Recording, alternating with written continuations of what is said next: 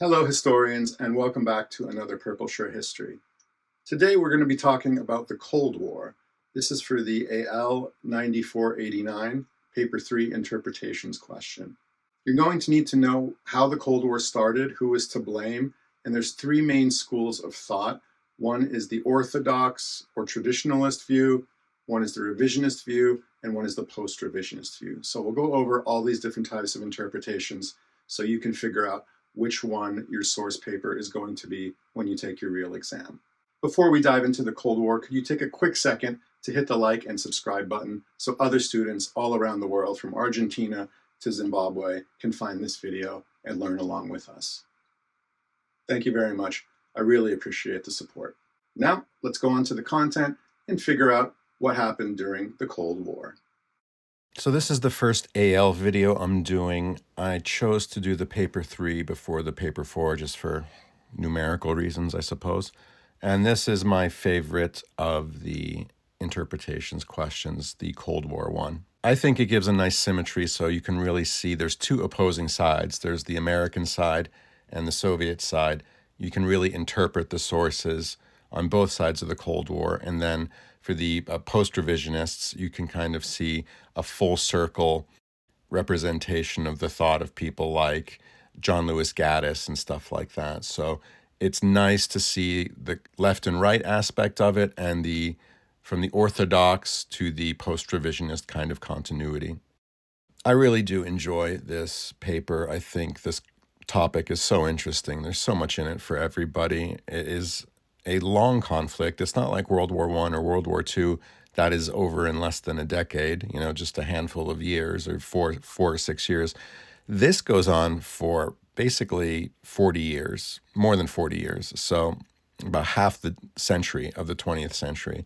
The Nazis, it's pretty clear that they're going to be defeated. So both the Americans and the Soviets start to kind of put chess pieces on the board before the war is officially over, because they're such ideological opposites: communist, Stalinist system, and then there is the American system that is supposed to be individualistic and all this kind of stuff. So collectivism versus individualism, capitalism versus communism, the ideology, the religiousness of the US versus the atheism of the Soviet Union.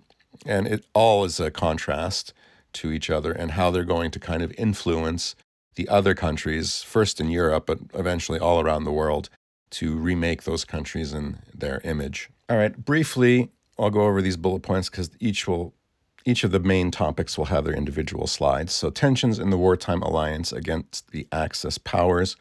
The Axis powers and Nazi Germany are the only thing keeping the Western powers and Soviet Union together, that common enemy. And like I said before, it already is breaking down before the war is even over. We're starting to see spying on each other, suspicion on both sides. So we're going to see Truman immediately cut off Lend-Lease aid by war's end. And we're going to see Stalin already trying to get nuclear secrets and all this type of stuff. So there's a lot of serious espionage and other things that will set the stage for the Cold War. So they're already seeing each other as adversaries even before the end of World War II. Peacemaking at the end of World War II. So there's a chain of things you need to know. The first one is the Atlantic Charter. So that's with Churchill and FDR. Then you're going to talk about the Tehran Conference. Then you're going to talk about the Yalta Conference. Then you're going to talk about the Potsdam Conference. Increasing tensions in a divided Europe. Everywhere the Red Army goes, they're going to set up a little communist mini Soviet Union. So looking at the map there, I put this same map on a lot of slides because you need to look at that and see the spheres of influence of the Soviet Union and the United States within Europe. This is quite important to see how the Cold War was fought and, was frozen at this line for so long. The Truman Doctrine and Marshall Plan. So after World War II, we start to see this jockeying in Europe, the expansionist Soviet Union. So the Truman Doctrine is going to be military aid for countries that are endangered by Soviet takeover, or communist takeover, I should say. And let's talk about the Greek Civil War. The Greek Civil War is the first proxy war that you'll need to know about for this paper. It is the British are funding the monarchists against the Greek communists. They run out of money, and it is the United States that continues to fund the monarchists, and that is the first proxy war that comes to a satisfactory conclusion for the U.S. because Greece does not become a communist country. Marshall Plan is much more famous. It is still, in my opinion, the most successful foreign policy venture that the United States has ever done. If you don't know, I got my master's degree in international policy studies, and we haven't done anything this good in 75 years or whatever it's going to be. Oh, goodness. So there's those two things. The Marshall Plan is to rebuild Europe so communism seems less attractive. And then this really makes West Germany successful, makes Italy successful, France successful. The UK kind of gets back on its feet after a while, and we'll start to see a cohesive unit in Western Europe that will eventually become the nucleus of the modern European Union. The Berlin blockade and airlift. So this is the classic cycle of tit for tat without starting World War III. You really need to know the Berlin blockade and airlift because that solidifies. Berlin is, for those of you that, you have your math class in geometry, there's the x-axis and the y-axis. And if you put a dot there, that's 0, 0, right? The center of everything. I want you all to think of Berlin as that geometry placement, 0, 0. It is the absolute center of the Cold War. Berlin is divided after the blockade and airlift. So 1949, we're going to have East and West Germany. Germany is, another ring around that center, 0, 0, that is Berlin. And then Europe, the concentric circles outward. So please know the Berlin blockade and airlift. Again, another satisfactory outcome for the West and Truman because Berlin is divided, but it is not captured by the Soviets. So that was a very critical thing. And the airlift showed the logistic capability of the US and the British and all the other nations that helped feed and give coal and energy and supplies to the West Berliners. How far were inherent tensions between East and West bound to resurface in 1945? This video is also quite useful for college students. So if you have a friend who's taking a history class in university, I'm making these videos for AL students. It's a very small number. So you guys, the number after IGCSE cuts in half, and then the number after AS also reduces greatly. So that's how much I love you guys. I won't be boxing Mike Tyson later because of my YouTube fame if I keep going this way, because this is for a very select audience, but I think it's important. I want to help everybody out. How important were the personalities of the leaders of the great powers in shaping the Cold War? So the most important person, by far, you need to study in great detail is Joseph Stalin. No other country is imprinted by their leader's personality the way the Soviet Union is. Stalin is an absolute sociopath who is paranoid. And it fits so nicely with his survival instincts in the formation of the Soviet Union and helped him survive during the Tsarist Empire, which he was imprisoned. And he easily could have died in prison like so many other people did, but he survived. He rose to the top through all of these Machiavellian ways, and his paranoia was just insane. So he killed millions. He purged all the old Bolsheviks that created the Soviet Union. He was always looking for new enemies. So the Soviet Union was paranoid, just like Stalin was. It didn't trust anybody. It never felt any security. They're taking Czechoslovakia because they feel very insecure, obviously. So even though Lenin is the father of the Soviet Union is imprinted with Stalin's DNA without question. Looking at America, so there's a lot of leaders in the Cold War throughout the entire 40 years or so of the different presidents.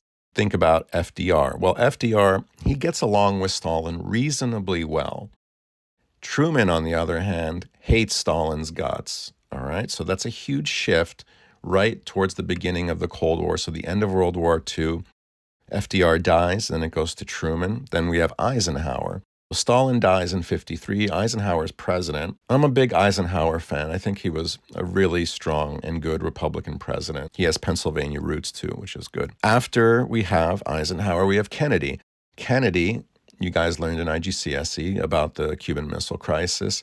He is seen by the Soviets as weak. So Kennedy, after he's murdered, we have Johnson. Let me just name off all the rest of the presidents since I'm about halfway there. So Johnson, then Nixon, Ford, forget about him. Carter, forget about him. Then you have Reagan. He's super important. You need to know about Reagan very well because we're getting towards the end of the Cold War. It's very obvious the Soviet Union has problems.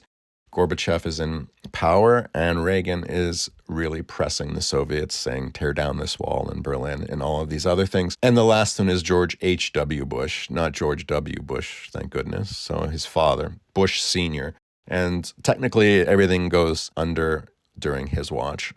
Even though Reagan is the president for most of the 80s, the Cold War, 1989, the fall of the Berlin Wall, and the fall of the Soviet Union are under George H.W. Bush. How far were the ideology, security, and economics the factors which created the Cold War tensions? You have to read The Long Telegram by George Kennan, so that is a must. It's fascinating in terms of the origins of this paranoia of Stalin in Russia, the Russian Empire, and then the Soviet Union. It goes back to like the Mongols and like Vikings and all this kind of stuff. So there's a long history of the Russian state into the Soviet Union and how we should deal with the Soviets.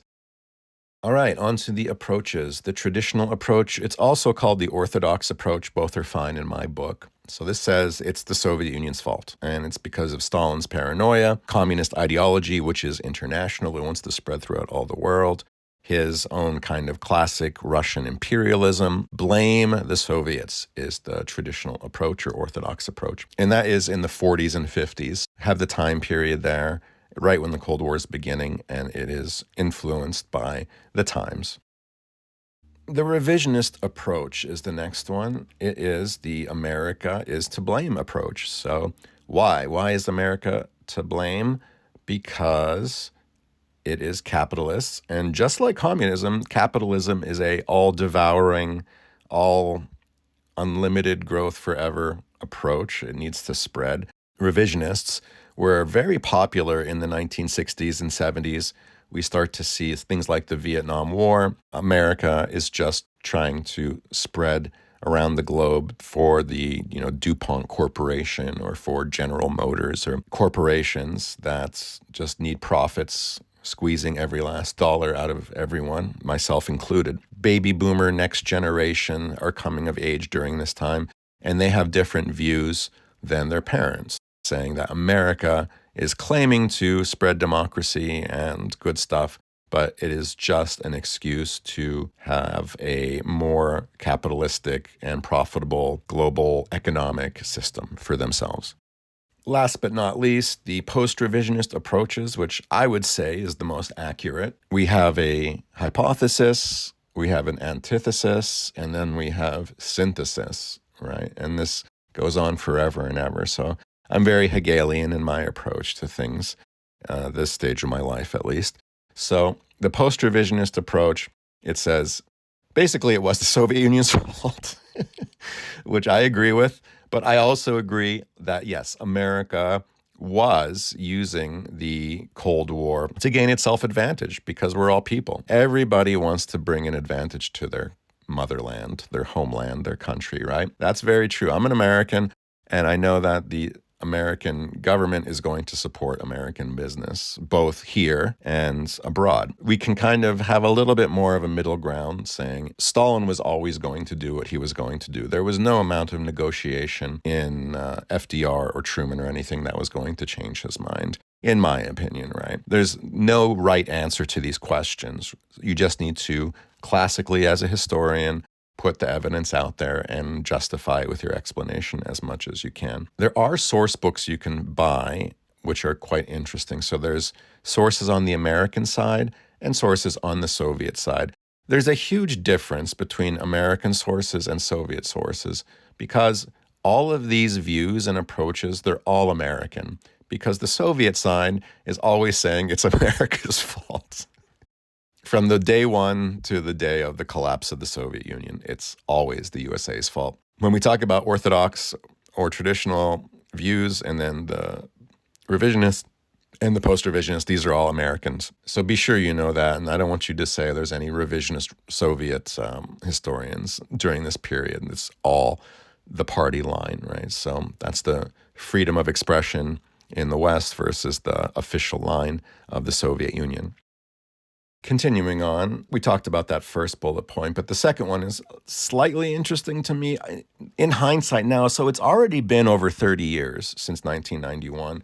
There were some archives opened in the Soviet Union, and it showed that, oh yeah, Stalin was always going to say this or do that, even though he was negotiating, or Molotov or whoever those guys were that were going to be talking to the American ambassadors and the State Department people. A lot of it is still shrouded in mystery. They're locked away somewhere in Moscow. So there were some reinterpretations that led the academics to really look into it and say, oh, yes, okay, so we need to look at this now with this new information. But to me, the reinterpretations with the new evidence from the Soviet archives is very incomplete. The emergence of a new Cold War history, I want you to really look at this particular bullet point with the decolonization and the whole world. So from Africa, Asia, South America, looking at this in a decolonization context and looking at how each country, then when they stopped being a colony from Britain or France or whatever, what was their thought process in saying, I'm going to be on Team America or Team Soviet Union? Or there was this term called a third world country. It's kind of pejorative now. We say developing nations and things like this. But there were countries that were not really super big, important pieces on the world chessboard, and they didn't have to align with one side or the other. Most countries were forced into choosing a side for trade reasons, for military reasons. Looking at all the conflicts, Korea, North Korea, South Korea is a great example. So heavily to this day in 2024 influenced by the Cold War. Know this Cold War history and how it affected the nations that were emerging after World War II and getting rid of their colonial bonds.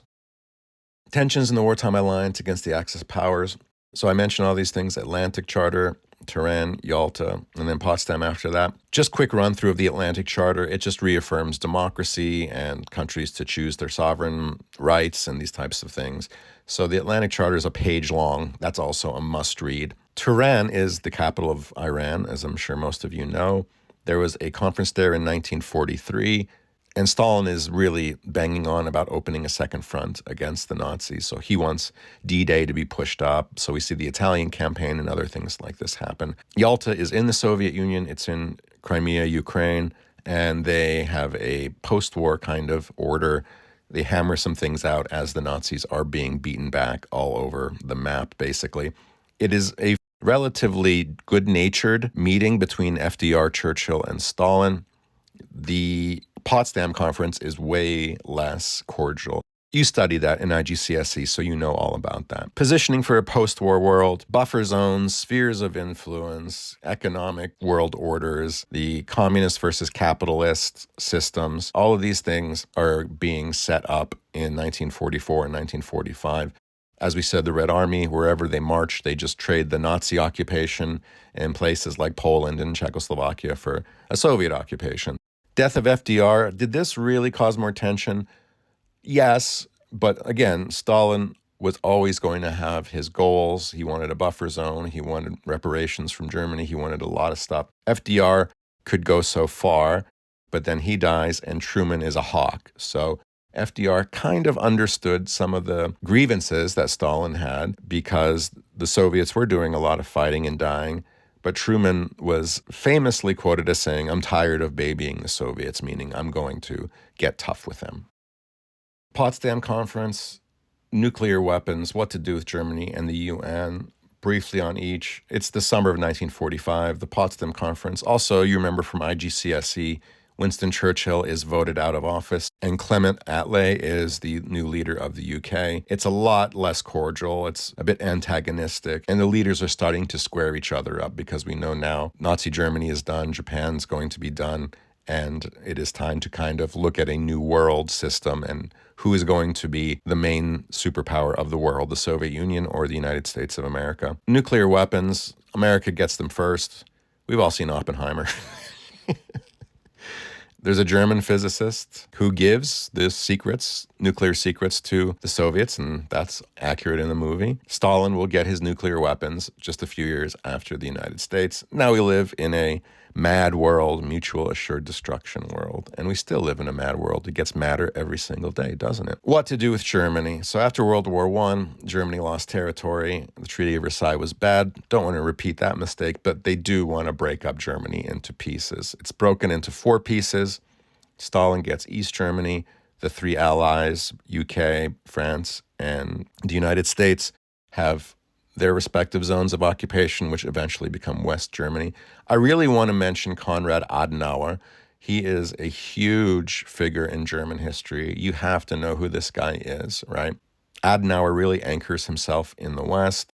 They unify all of the zones of occupation, and there's a Wunderwirtschaft, a miracle economy. West Germany booms and overtakes East Germany and never really looks back. So Germany is divided, limiting its sovereignty by all powers, and then eventually it starts to reunify with West Germany and becomes the motor of Europe again. And like I said before, with the core of NATO, the core of the European Union, is all through West Germany being a key member. The UN, speaking of mistakes after World War I, the League of Nations wasn't very good, so everyone goes back to the drawing board, and the United Nations is drawn up to fix some of the mistakes that were done with the League of Nations. Not all of the mistakes, but some of them. Stalin gets a veto. That was his key negotiating goal. And the UN, it is better than the League of Nations. It's still around, but I won't get too into that now. Maybe for another video, we'll look at the UN in depth. It becomes a kind of theater for the superpowers to air their grievances at the United Nations Security Council. And then in September, they all meet and they would denounce each other and say, "You're bad." Khrushchev slamming his shoe against the podium. That was a pretty great one. The United Nations is a key aspect. Cuban Missile Crisis, as you remember, in IGCSE. The Iron Curtain is a speech by Winston Churchill, and it's a wake-up call for the West in some regards. So it's saying that the Iron Curtain and what is behind it is not good, and people need to be vigilant about what is happening in Europe and the division of Europe. So I am skeptical about the actual impact of the Iron Curtain speech. Some people think it's very important, others do not. I'll leave that up to you. So you read all the sources, and you can say the Iron Curtain speech was an incredibly important part of the Cold War. I'm a bit meh about it. The Comic-Con and Cominforms, these are organizations set up by Stalin to basically control the politics and the economics of the areas of Europe that are under Red Army control. From this, we start to see things like the Warsaw Pact. So there's NATO on the Western aspect, and there's the Warsaw Pact as a military alliance for the Soviets. Anti-communist sentiment in the USA, Red Scares, McCarthyism. So in the 50s, there was a guy who just called everyone a communist